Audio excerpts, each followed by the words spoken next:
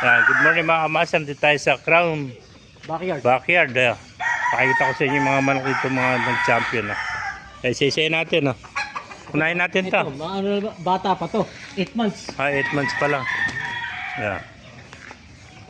Anong bloodline ng Boston to.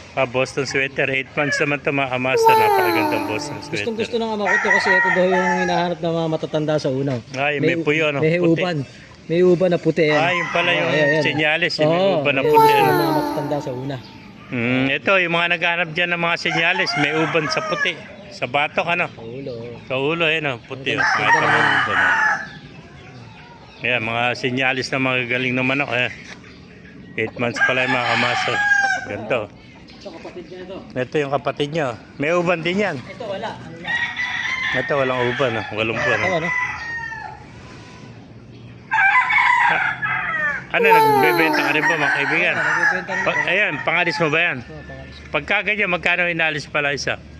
Naabot pa lang ito ng mga 4-5. Mga 4-5 ang isa. 8 months, Yan, yung mga naghahanap siya, ito meron siyang pangalis ngayon. 4-5 ang isa mga kamaster. Puro mga anak ng champion to. 8 months old. Boston Sweater, Yan. Tapos pakita ko sa iyo yung Dalawa. Ito yung ganador ko ng Kanagwayon.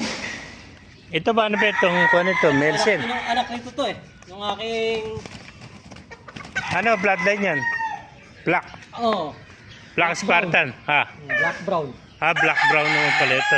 Magulang na, ilang taon na 9 months lang yan. Tama pero haba ng tayo malaki mga black brown 9 months pala ito mga kamaster.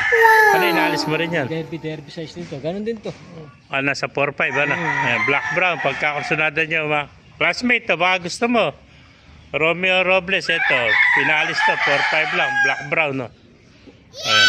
May breed din siya mga manok Yung kaklase ko galing Canada, namimili siya ng manok. Pagkusunada niya, hindi na niya tinatawaran. Pabayaran ka na lang. Ito yung 4-5 ang isa. ganador ko ng Kanawayan. Ito ang solid na Kanawayan. Kasi ito, salbahe nga lang.